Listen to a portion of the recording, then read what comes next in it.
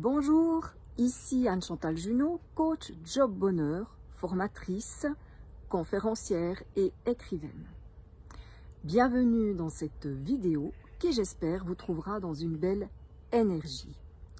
Aujourd'hui, j'ai envie de vous parler d'un phénomène que je rencontre régulièrement dans mes accompagnements, la culpabilité.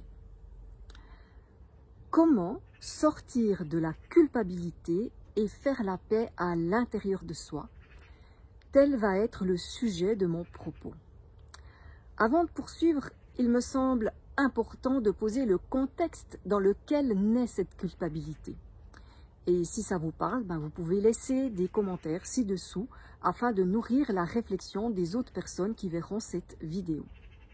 Quel est donc ce contexte? En fait, on vit dans une société qui est très imprégnée par la pensée judéo-chrétienne, c'est-à-dire une pensée binaire dans laquelle il y a des jugements, il y a du bien, du mal, du bon, du mauvais, du gentil, du méchant, etc., etc.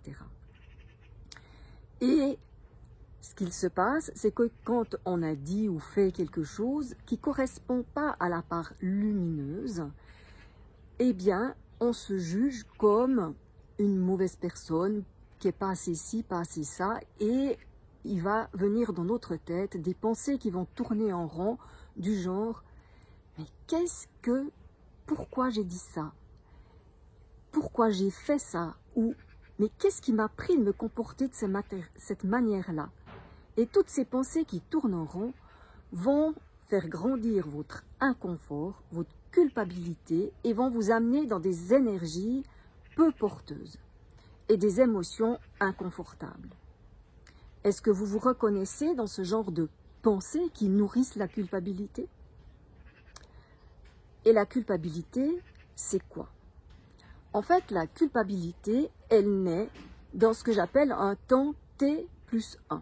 C'est-à-dire, j'ai fait quelque chose et dans l'après-coup, je me tourne comme ça sur ce passé, un passé qui peut dater d'il y a 10 minutes, 20 minutes, comme il y a 3 jours, et je me dis, mais j'entre justement dans cette pensée binaire, dans ces jugements, et je suis très inconfortable parce que cette personne que j'ai été à ce moment-là ne correspond pas à celle que je souhaite être. Et je nourris ça un peu en boucle.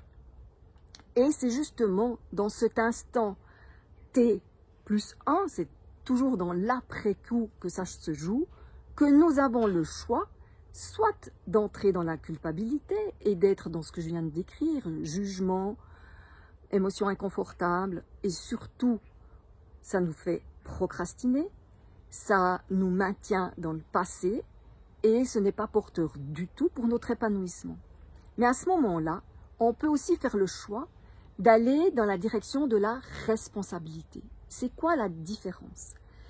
Quand on est dans la responsabilité, on reste bienveillant avec soi-même.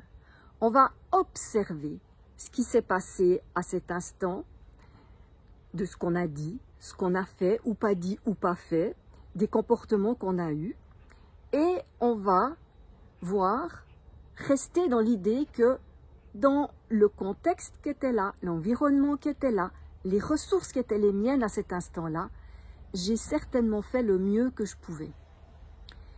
Et je vais aller voir quels sont les besoins, là je parle de CNV, quels sont les besoins que j'ai nourris à ce moment-là, et quels sont les besoins que j'ai maintenant qui n'ont pas été nourris à ce moment-là.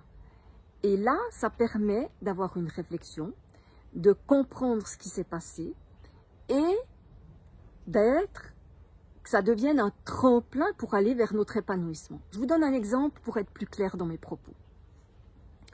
Par exemple, une collègue me demande en début d'après-midi, est-ce que tu peux rester un moment en fin de journée pour m'aider à terminer ce rapport?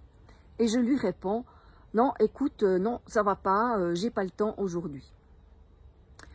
Et après coup, eh bien voilà, viennent les pensées. Ah, mais quand même, j'aurais pu peut-être m'arranger, j'aurais peut-être pu l'aider, et j'ai l'impression d'être une mauvaise collègue. Donc, je me culpabilise de cette réponse.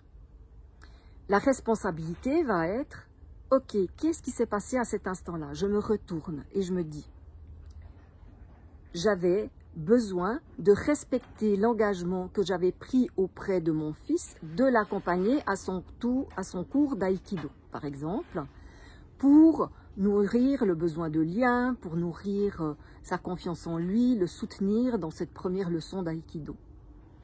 Donc, j'ai nourri quelque chose qui est important pour moi. Par contre, le besoin d'être une aide pour ma collègue, celui-là, je ne l'ai pas nourri. En me retournant et en prenant ma responsabilité, ça ne veut pas dire que je suis dans le déni de ce que ça peut provoquer chez ma collègue. Ça ne veut pas dire qu'on s'en fiche, de loin pas.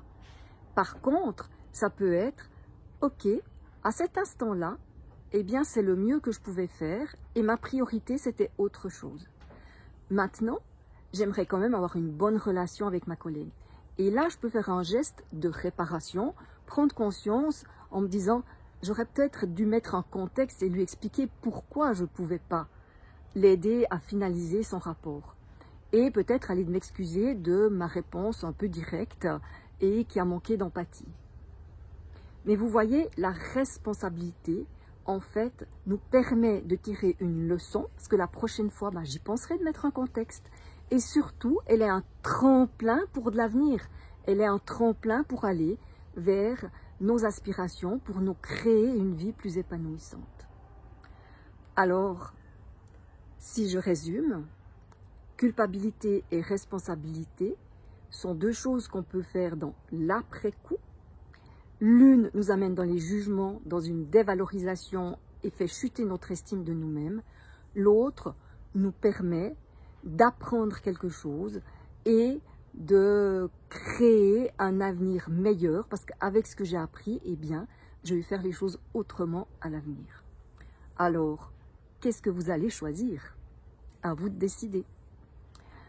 Si cette vidéo vous a plu, si vous pensez qu'elle peut être aidante pour quelqu'un, je vous invite à la partager, vous pouvez la liker. Et aussi, eh bien, vous pouvez mettre un commentaire que je me ferai un plaisir de lire. En attendant, je vous souhaite une magnifique journée, tout en responsabilité. Et je vous dis à tout bientôt. Bye bye!